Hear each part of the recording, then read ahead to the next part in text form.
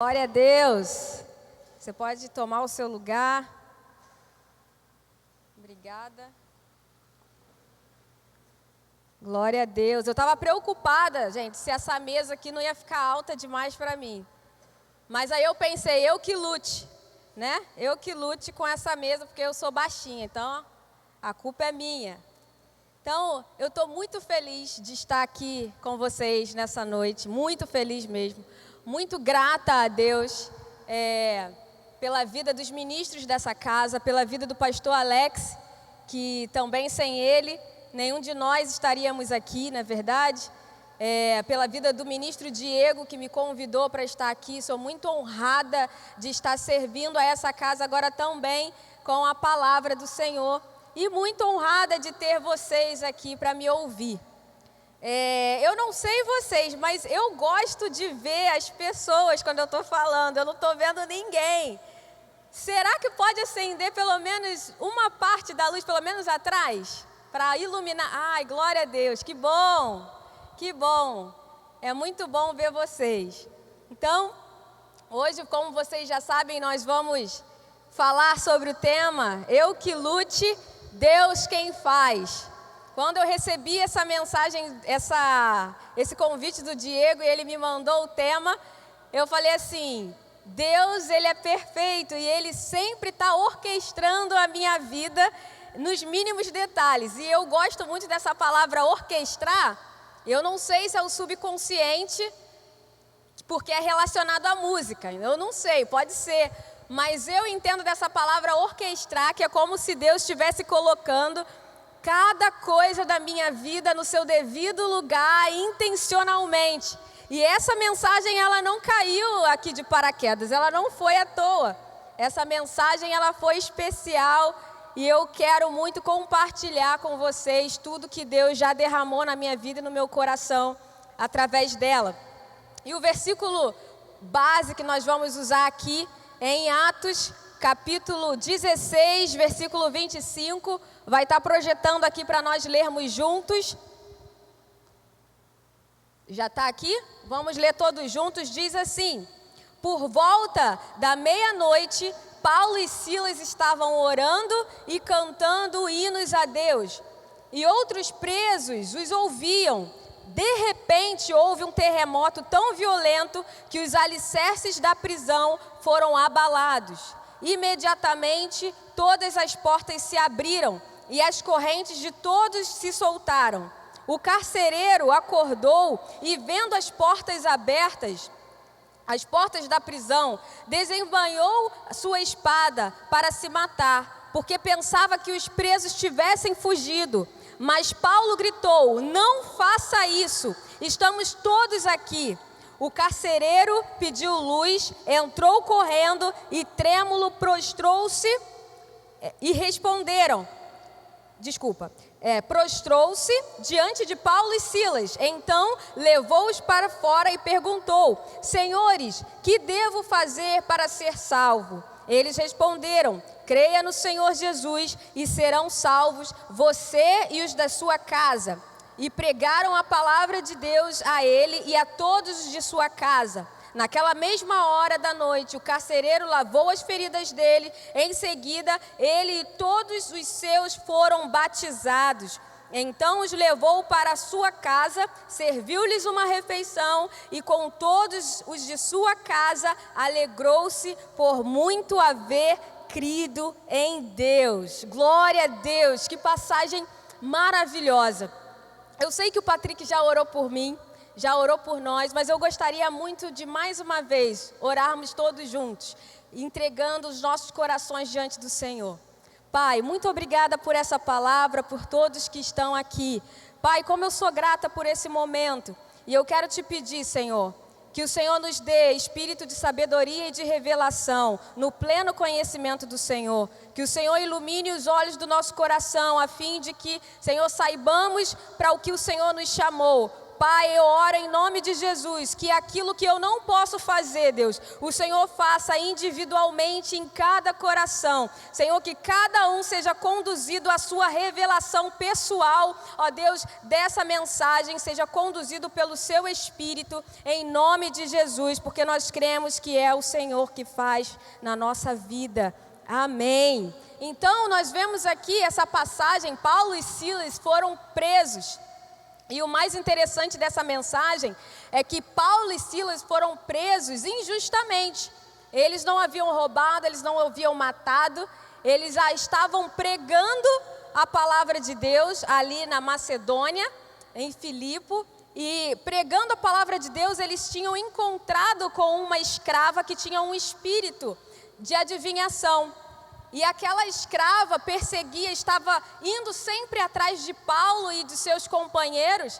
E uma vez dessas, Paulo se irritou com aquela mulher, com aquele espírito, e na autoridade do Senhor ele repreendeu aquele espírito e aquela mulher foi liberta. Acontece que aquela mulher era uma fonte de lucro para alguns daquela cidade. E eles ficaram indignados e levaram Paulo e Silas para serem presos. Eles foram açoitados e foram presos porque eles estavam pregando o Evangelho. Então, muitas vezes, a gente pode olhar uma história como essa e a gente mesmo pode pensar: meu Deus, eu estou vivendo no centro da sua vontade. Depois eu peço que você chegue na sua casa e leia todo o capítulo. Ainda vem dizendo que Paulo queria ir para um outro lugar, mas o Espírito Santo ele não deixou. Ele falou: você atravesse a Macedônia. Paulo, atravesse a Macedônia. Paulo estava completamente obedecendo à vontade de Deus. Muitas vezes na nossa vida nós achamos que, estando no centro da vontade de Deus, nós vamos estar isentos de qualquer problema, de qualquer tribulação. Mas isso é um engano nosso, porque a própria palavra diz, Jesus nos mostra que no mundo nós teremos aflições, não é verdade? Então, se nós pensamos dessa forma, nós estamos enganados. Mas o mais interessante ali é que Paulo e Silas, eles não murmuraram, Paulo e Silas não reclamaram, Paulo e Silas cantaram e adoravam ao Senhor. E quando foi à meia-noite, o de repente de Deus aconteceu. Um terremoto aconteceu, violento, de forma que os alicerces da prisão foram abalados e todos os presos foram soltos. Nós precisamos entender que houve uma atitude de Paulo e Silas para que o de repente acontecesse. Paulo e Silas haviam sido presos provavelmente cedo, porque a palavra vem dizendo que por volta da meia-noite, depois deles terem sido açoitados, depois deles terem sido presos, o carcereiro já estava até dormindo. Eles estavam orando e cantando o hino ao Senhor. Paulo e Silas sabiam que a mudança da situação não dependia apenas deles, mas dependia também deles. Existia uma atitude que eles precisavam tomar para que Deus correspondesse com uma resposta devida àquela situação. Para que algo mudasse naquele ambiente, algo mudasse em um ambiente de prisão. E Paulo e Silas entenderam que estar no centro da vontade de Deus, eles também poderiam passar por aquele momento de tribulação, mas entendendo, se eu estou passando por esse momento, eu creio que isso também vai colaborar para aquilo que Deus quer fazer através da minha vida. Se Deus me enviou para essa cidade, se Deus me enviou para esse lugar e permitiu que eu fosse preso, alguma coisa Ele quer fazer. Então nós precisamos entender que por mais que as situações estejam difíceis, em algum momento, se nós dermos a Deus a resposta certa, a atitude correta, o de repente de Deus irá acontecer. O problema é que muitas vezes nós ficamos esgotados e fadigados, porque nós achamos que tudo depende somente do nosso braço. Nós achamos que tudo depende de nós. O pastor Carlito, ele diz assim, uma frase: trabalhe como se tudo dependesse de você, ore como se tudo dependesse de Deus. Também o pastor Robert Morris, que nós estamos estudando aqui, a série de mensagens, ele diz assim: quando não entendemos que Deus é o Criador que traz multiplicação, aumento, abundâncias sobrenaturais, é fácil viver com a suposição constante de que aquilo que temos, por menor que seja, é tudo que realmente existe. Olha que palavra poderosa.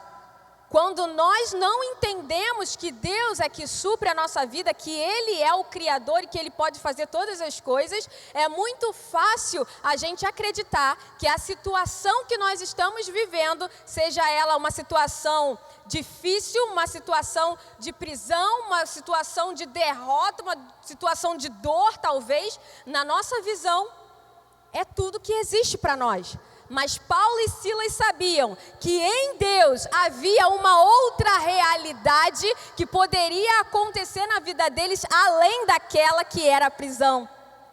Então, o que eu quero aqui nesse momento dizer é: se você está vivendo em um momento de dificuldade, um momento de doença que talvez seja impossível, se você ouviu da sua família palavras que, sabe, te aprisionaram em uma situação que não é a que Deus quer, eu te digo, existe uma outra realidade além dessa que você pode estar vivendo hoje. Se você está vivendo uma situação de desemprego, talvez, o Brasil está vivendo uma situação de calamidade. Nós, como cristãos, crentes no Senhor, precisamos entender que em Deus existe uma outra realidade que se nós nos posicionarmos da forma certa, com as atitudes corretas diante de Deus e dos homens, o de repente acontecerá na nossa vida, na nossa nação, na nossa igreja e na vida de todos aqueles que nós amamos, assim como aconteceu aqui com a família daquele carcereiro que também se posicionou. Então, para nós sermos transformadores de ambientes, eu quero trazer aqui 5 atitudes práticas que nós devemos e precisamos tomar para que o de repente de Deus aconteça na nossa vida. E a primeira dela é: nunca para de adorar. Quem transforma ambientes nunca para de adorar. Eu estava pensando sobre essa passagem, lendo em casa, e eu fiquei assim, cara, conhecendo Paulo, né? Conhecendo Paulo, super íntima de Paulo. Gente, no céu, acho que os 2 caras que eu vou procurar depois, é claro, né? De Jesus, de Deus, conhecer eles lá, vai ser Paulo e José. Eles são os meus queridinhos da Bíblia, né? Eu sou apaixonada por eles. Então, conhecendo Paulo como eu conheço, conhecendo Paulo como a gente conhece, eu tenho certeza, gente, que se durasse um dia, um mês, um ano, a posição dele seria adorar. Paulo conseguiria continuar adorando até que a realidade que ele estava vivendo mudasse, porque ele sabia que não dependia apenas da luta dele, porque ele sabia que quando ele se posicionasse em adoração a Deus, Deus iria vir em socorro dele. Então nós precisamos saber que Paulo e Silas sabiam que estavam no centro da vontade de Deus. E a única resposta de quem está na vontade de Deus sabe dar é adoração, não é murmuração. Se você está vivendo no centro da vontade de Deus, se nós estamos verdadeiramente vivendo no centro da vontade de Deus, a única resposta que nós podemos dar às situações é a adoração. A única resposta que nós damos ao Senhor é a adoração. Nós não podemos adorar a Deus baseado nas circunstâncias. Nós precisamos adorar a Deus porque Ele é digno. Porque as circunstâncias, elas, uma hora vai dar ruim, gente. Quem nunca passou por problema aqui, só se foi um bebezinho que nasceu agora. Mas até o bebê, ele passa por problema, com cólica, né? Mas todos nós temos momentos difíceis. Se nós formos adorar a Deus baseados naquilo que acontece na nossa vida, nós não vamos adorá-lo. Então nós precisamos adorar a Deus, não porque as situações são boas ou ruins, mas porque Ele é digno de ser adorado. Aí você pode estar perguntando, mas Renata, me diz aí, como que eu posso... Eu tenho então lá no meu colégio, na minha faculdade, no meu trabalho, na hora do almoço, pegar o meu violãozinho, pegar um violão aqui emprestado com o Joabe e fazer um louvorzão? Não!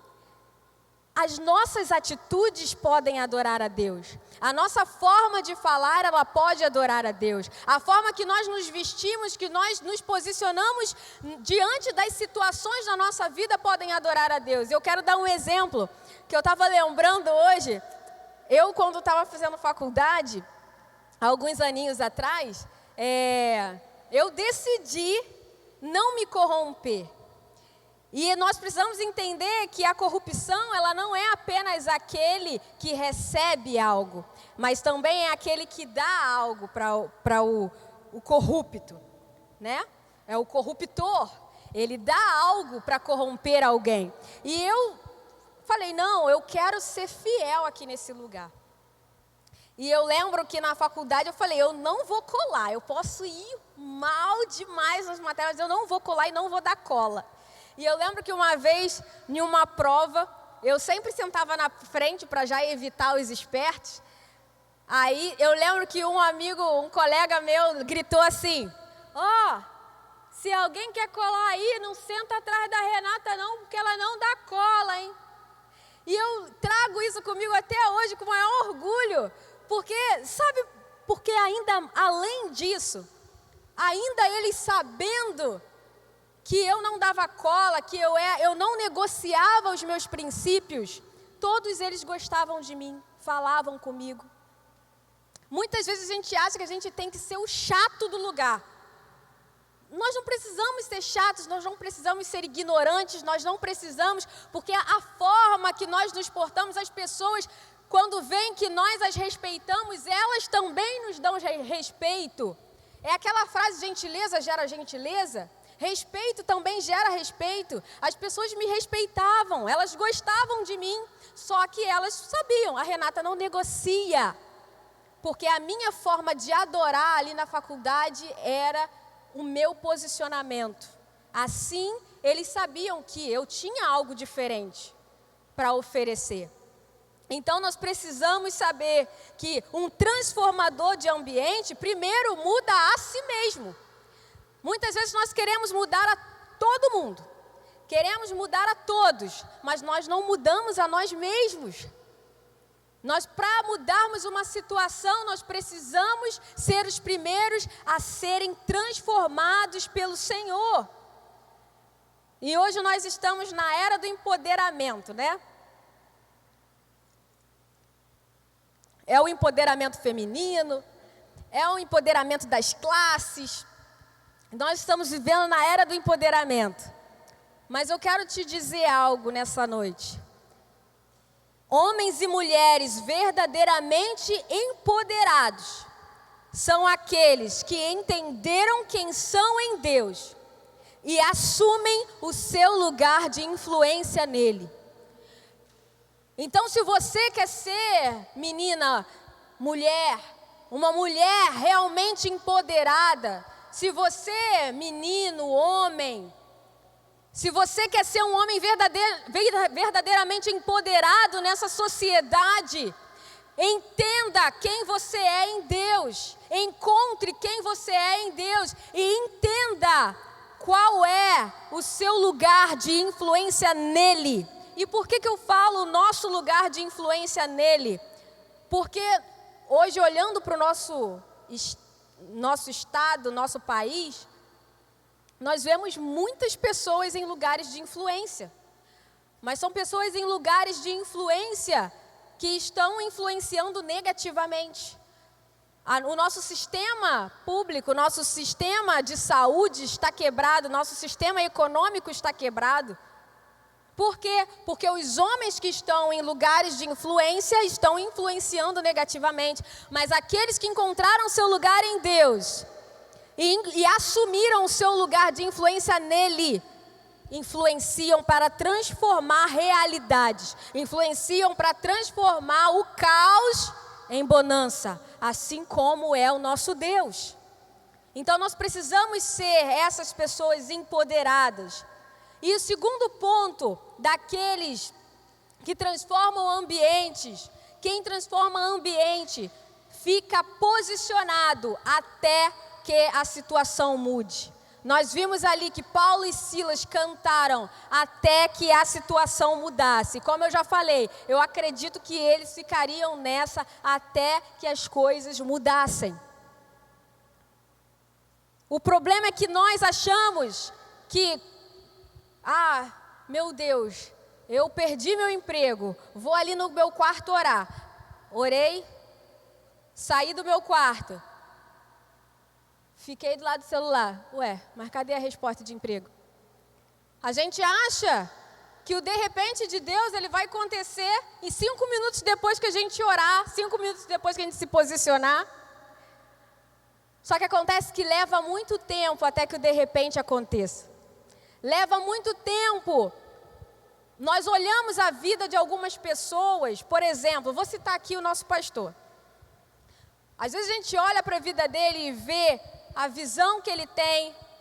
O Joab também, eu tenho, assim, para minha honra, eu tenho caminhado bastante com o Joab. E a gente vê o coração, a gente vê a vida, uma integridade, uma vida verdadeira com Deus. E a gente fica assim, eu quero ser parecida. Eu quero ser assim também, eu quero ser esse homem de Deus, quero ser essa mulher de Deus.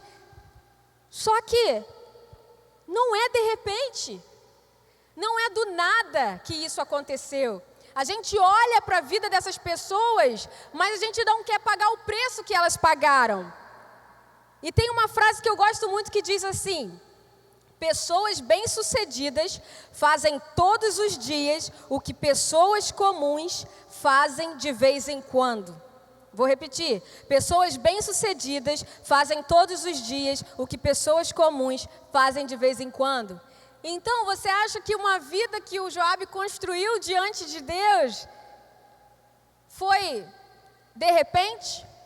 Não, ele se posicionou até que a situação mudasse. Ele se posicionou até ele se tornar a pessoa que ele é hoje. E nós precisamos nos posicionar em Deus até que a situação mude. Não saia do lugar, não saia da posição. Elias orou até o sinal da chuva vir. José manteve a promessa viva até que ela acontecesse. Jesus orou para que o cego visse, até que ele visse completamente.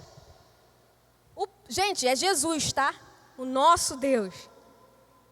O cego estava lá, ele orou a primeira vez e perguntou, está conseguindo enxergar? E ele falou, eu estou começando a ver algumas coisas. Ele, então eu vou orar de novo até que você enxergue completamente. Não saia da posição, nós não podemos sair da posição até que as coisas mudem, até que o de repente aconteça, porque nós precisamos orar, nós precisamos nos posicionar, mas é Deus que vai fazer, e o Deus que eu conheço, e eu creio que você também conhece, Ele faz.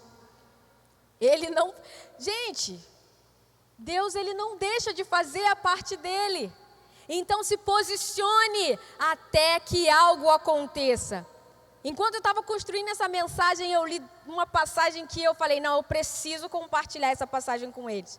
E está lá em Samuel, capítulo 13, versículo 6. 1 Samuel 13, 6. Diz assim: quando os soldados de Israel viram que a situação era difícil e que o seu exército estava sendo muito pressionado, esconderam-se em cavernas e buracos, entre as rochas e em poços e cisternas. Aí o próximo capítulo é o 14, versículo 22. Aí diz assim: quando todos os israelitas que haviam se escondido nos montes de Efraim ouviram que os filisteus batiam em retirada, também entraram na batalha perseguindo-os. O que aconteceu aqui, gente? Saul estava lá na guerra com os filisteus, só que os filisteus estavam acabando com a raça deles. E os soldados, quando viram que estava dando ruim, eles se esconderam. falou, vou sair daqui, porque senão eu vou morrer. E os soldados se esconderam. Só que mais à frente, Jonatas vai com seu escudeiro e ele tem uma ideia, vambora pegar esses caras e a gente vai vencer isso aqui. E Jonatas foi lá com o escudeiro dele e mudou a situação. Dois caras mudaram a situação. Quando aqueles que estavam escondidos viram que os filisteus estavam indo embora, eles saíram do lugar que eles estavam se escondendo e foram ganhar a guerra. O que eu quero dizer com isso? Nós não podemos ser aqueles que só enfrentam uma guerra quando a vitória já está garantida.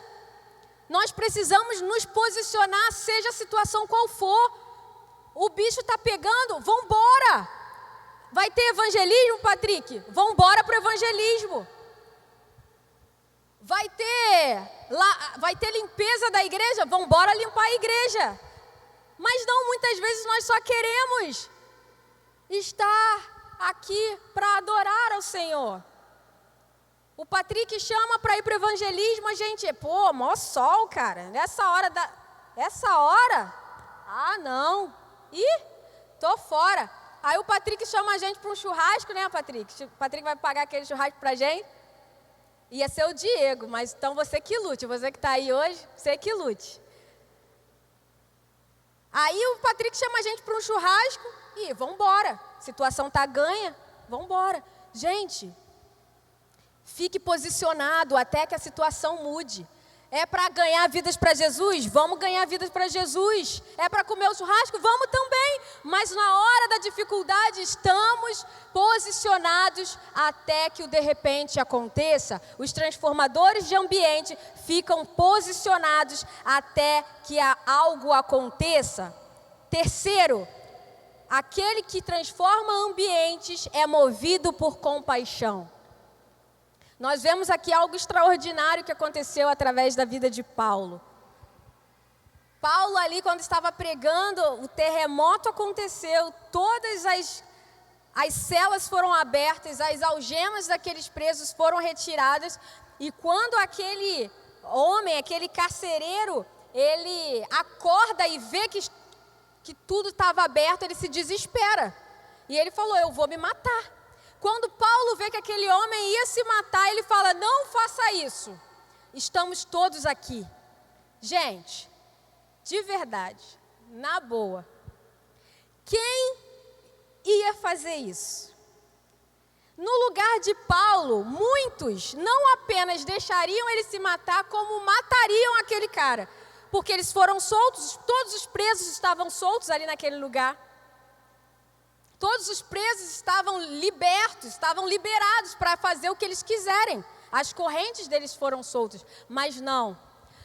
Paulo, com a atitude dele de adoração, de ficar posicionado até que algo mudasse, e o amor que ele sentia pela pregação do Evangelho, pregação de Cristo, Paulo falou, não faça isso. E não só aquele homem foi salvo, mas toda a sua casa. A atitude de Paulo transformou aquele ambiente. E muitas vezes na nossa vida nós ficamos procurando inimigos em todos os lugares. Quantos aqui conhecem tipo de pessoa desse jeito? Você chega para conversar com a pessoa, não, porque fulano está contra mim, é meu inimigo, porque fulano está se levantando contra mim. Gente, tem gente que tem tanto inimigo, que eu falo assim, gente, não é possível, esse cara deve ter algum problema. Não, eu também vou embora, porque deve ter algum problema, porque é tanto inimigo, é inimigo para todo lado. Enquanto nós ficarmos procurando inimigos, aquilo que Deus nos deu para fazer será atacado. Entenda isso.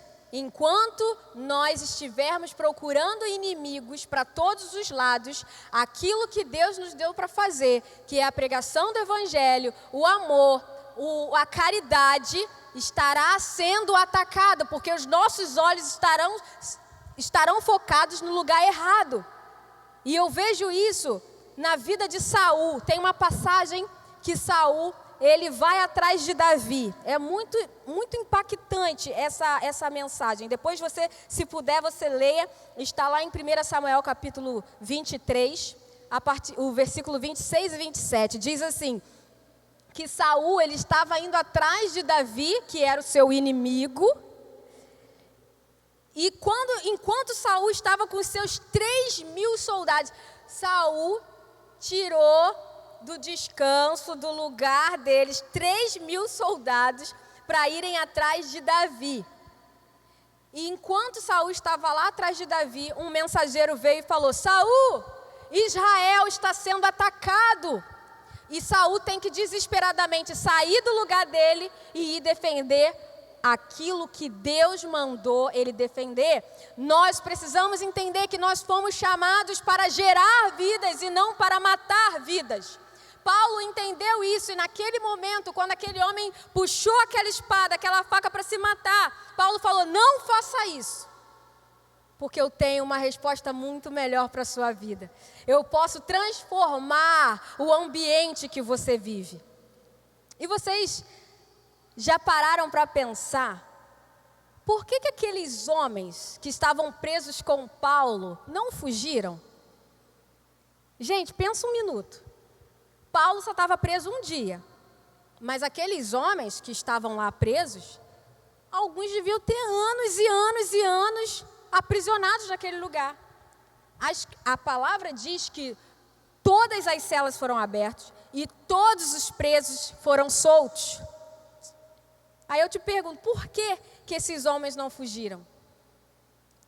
E eu te respondo, porque até a prisão, quando tem a presença de Deus, se torna um lugar mais agradável do que qualquer outro lugar. Quando a palavra diz que aqueles homens ouviam Paulo e Silas cantando. Quando eles foram soltos, eles não correram para fugir, eles correram para perto de Paulo para participar mais daquilo que eles estavam fazendo. Até a prisão se tornou um ambiente agradável por ter a presença de Deus. Com isso, nós podemos concluir que o céu não é apenas um lugar. O céu é todo lugar onde Deus governa, onde o céu é todo lugar onde o reino, o governo de Deus é estabelecido. E é por isso que nós podemos trazer a realidade dos céus à terra. Porque onde nós chegamos, estabelecemos o governo de Deus, ali pode ser a realidade dos céus. Se você faz... Quantos fazem faculdades aqui? Alguém faz faculdade? Mariane faz faculdade. Quantos trabalham aqui? Todos trabalham. Quantos aqui têm uma família? Então eu digo para você, não importa o lugar que você esteja, se você está e você carrega a presença, você carrega a glória de Deus, o céu pode vir sobre aquele lugar e transformar realidades. E o ambiente que você vive aconteceu de repente de Deus. Você só precisa se manter adorando, se manter posicionado, ser movido por paixão, amor e compaixão, aquilo que Deus tem te chamado para fazer. E quarto, você precisa, você sabe com quem você luta e por quem você luta. Eu trouxe aqui para a gente ler esse versículo que está lá em 1 Samuel, capítulo 17, para que nós falemos sobre esse tópico, esse ponto prático, esse passo prático que nós devemos dar. Saber com quem lutamos e por quem lutamos. Vamos ler. Já está lá, 1 Samuel, capítulo 17, versículo 45. Vamos lá. E Davi disse ao filisteu: você vem contra mim com espada, com lança e com dardo, mas eu vou contra você em nome do Senhor dos Exércitos, o Deus dos céus, o Deus dos exércitos de Israel, a quem você desafiou. Davi não estava confiando nas pedrinhas que ele pegou. Davi não estava confiando na funda que ele tinha nas mãos. Davi estava confiando naquele que estava dentro dele, naquele que guerreava com ele, naquele que estava com ele lá atrás das malhadas, matando urso, matando leão. Ele falou: olha, quem é você? Gente, eu adoro, eu amo essa passagem. Davi baixinho assim, devia ser esmirradinho igual eu, e Davi chega abusado assim: quem é esse incircunciso que se levanta contra o exército do Senhor? E ele fala: eu não venho contra você com espada, com lança e com dardos, mas eu vou contra você em nome do Senhor dos Exércitos. Nós precisamos saber em quem nós confiamos, nós precisamos saber quem luta por nós, quem luta conosco e por quem nós estamos fazendo. Quando nós sabemos isso, é muito fácil a realidade mudar. É muito fácil a sua visão sobre a realidade mudar. Porque muitas vezes realmente a gente se encontra em circunstâncias difíceis, em realidades que parecem impossíveis. Mas nós não estamos lutando sozinhos. Nós não vamos com o nosso próprio braço. E eu quero dizer aqui especificamente para as mulheres. Eu sou mulher e eu sei como nós somos. Muitas vezes nós deixamos de fazer algo por insegurança, por medo. Muitas vezes nós temos vergonha, mas nós precisamos saber com quem nós estamos lutando e por quem nós estamos lutando. Os homens, muitas vezes as coisas dão ruim, porque o homem ele tem essa característica. Eu tenho a força, pelos poderes de Gleison, ninguém vai lembrar disso aqui. Denunciei que eu sou velha. E, pelo Thor lá, eu esqueci agora como é que se chama o martelo dele, do Thor. E você acha que você vai resolver sozinho, você acha que você vai fazer sozinho e as coisas ficam pesadas demais.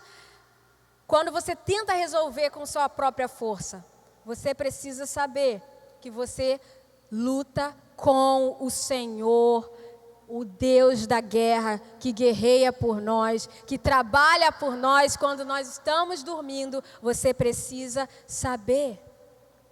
E você precisa se apoderar disso. Você precisa abraçar essa verdade na sua vida. Então, nós precisamos saber quem luta por nós. Quando o ministro Diego, ele me chamou, eu tinha um não como uma opção. Eu cogitei um não, porque ele me chamou essa semana. E eu poderia dar várias justificativas plausíveis que ele falaria: não, Renata, ok, tudo bem, eu te entendo. Eu tenho certeza que vamos então em outra oportunidade. Mas sabe por que eu disse sim? Porque eu entendi que eu não posso dizer não às coisas que eu orei pedindo ao Senhor. Eu não posso dizer não aos lugares, às posições, aos ministérios, aos dons, aos talentos, aquilo que eu orei pedindo ao Senhor. Eu não posso dizer não.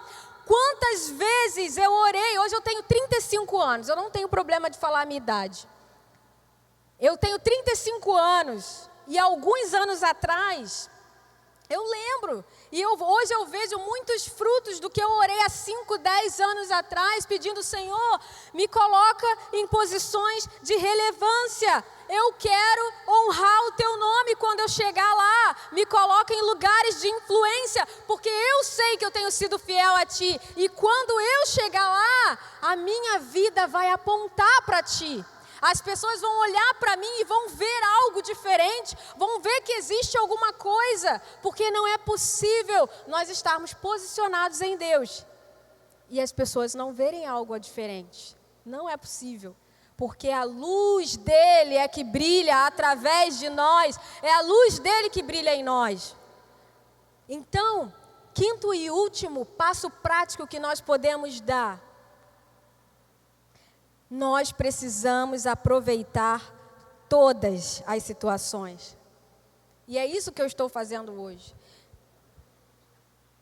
Gente,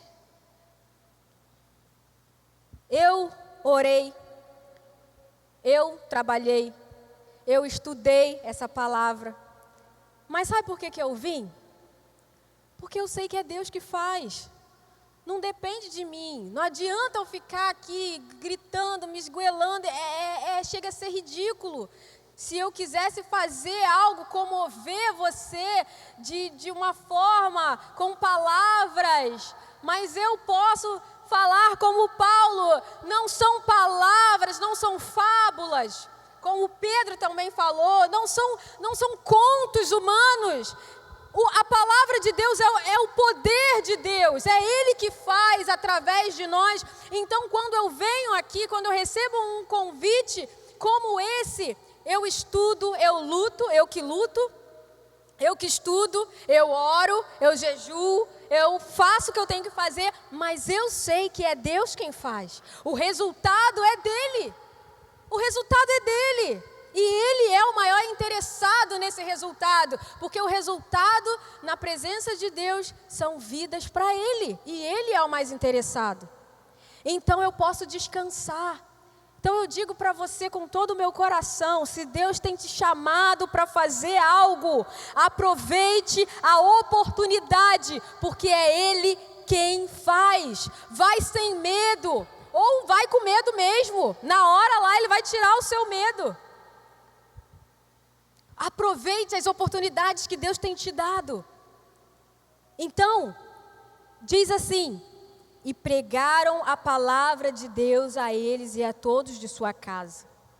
Eles aproveitaram a oportunidade. E se tratando de aproveitar a oportunidade, além dessa que eu estou aproveitando hoje, eu gostaria de compartilhar com vocês algo. Eu estou fora do mercado de trabalho 1 ano e 2 meses. No dia 6 de janeiro de 2020, eu fui desligada da empresa que eu trabalhava por 8 anos. E desde então, eu já fiz várias entrevistas. E uma das entrevistas que eu fiz, eu fiquei super empolgada, foi a que eu fiquei mais empolgada. Eu contei para um monte de gente aqui, Joab sabe. Contei para um monte de gente, todo mundo vibrou, vamos embora, Renata, vamos orar, vai ser demais se você entrar e tal, pá. E não aconteceu. Aí, o que eu estou entendendo com isso? Que quando as portas que eu quero que se abram, não se abrem, eu preciso aprender a entrar pelas portas que Deus está abrindo para mim. Porque Ele está abrindo portas. Não são, talvez, a que eu pensava, mas Ele está abrindo portas para mim. Você consegue entender isso? Que o Senhor, Ele sempre abre um caminho, Ele sempre vai abrir portas. Pode não ser a porta que você está esperando, a porta que você está querendo. Sabe por quê? Porque muitas vezes a porta que nós estamos querendo não está alinhada com aquilo que Deus quer para você. Então eu entendi que quando as portas que eu quero que se abrem não se abram, eu aprendo a entrar pelas portas que Deus está abrindo. E eu entendi que o processo, ele é o caminho de Deus para me levar ao meu destino profético.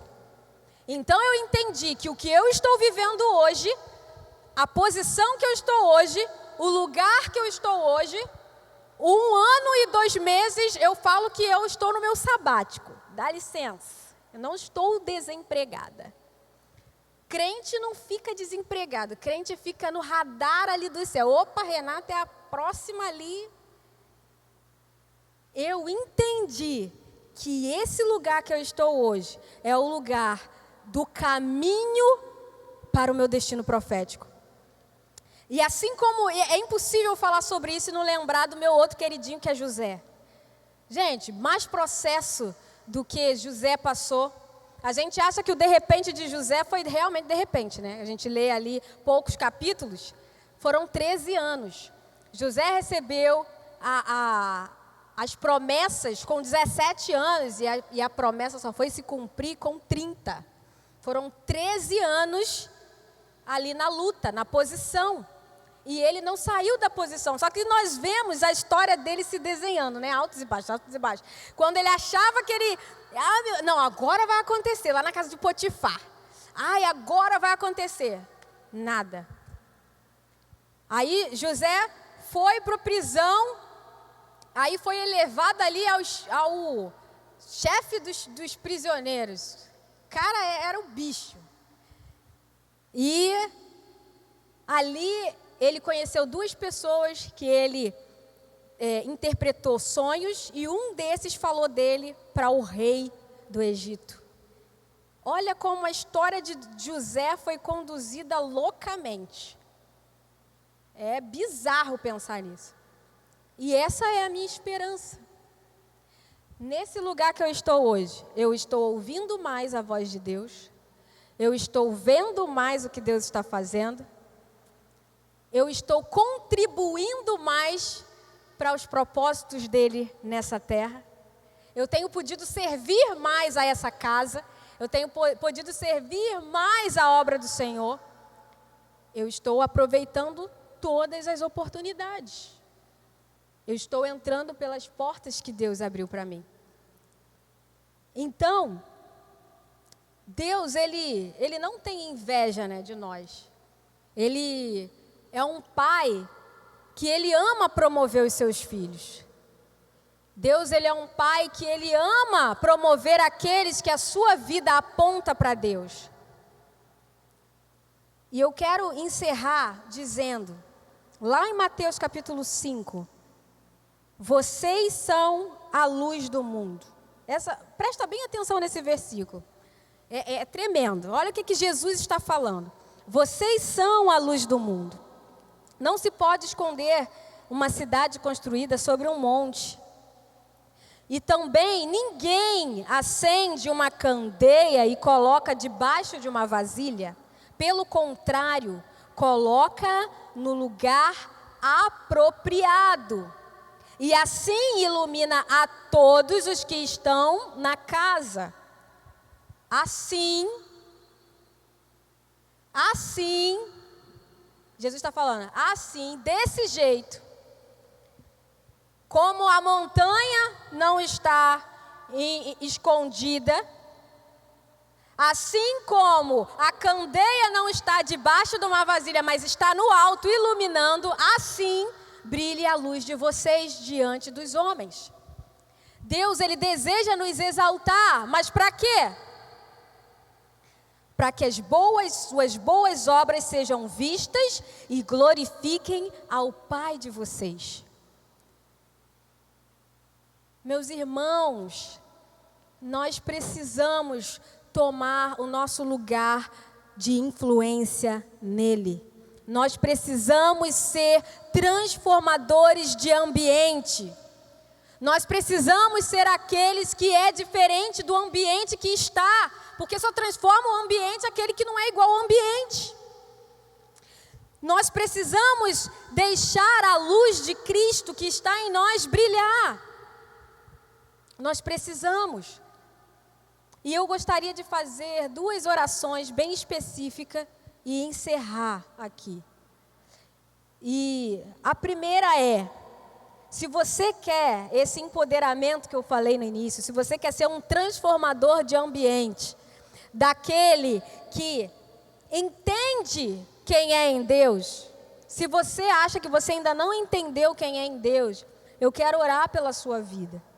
E se você já entendeu quem você é, e você deseja assumir esse lugar de influência, onde, quando você estiver nesse lugar de influência, a sua vida não vai honrar o seu próprio nome, mas você sabe, eu sei que eu sou fiel, eu sei por quem eu estou lutando, eu sei que nome eu estou honrando, e você sabe que quando você estiver naquele lugar de influência, é o nome do Senhor que será glorificado e exaltado. Eu quero orar pela sua vida, para que o medo, para que a insegurança, ou até mesmo a força do seu próprio braço não prevaleçam mais.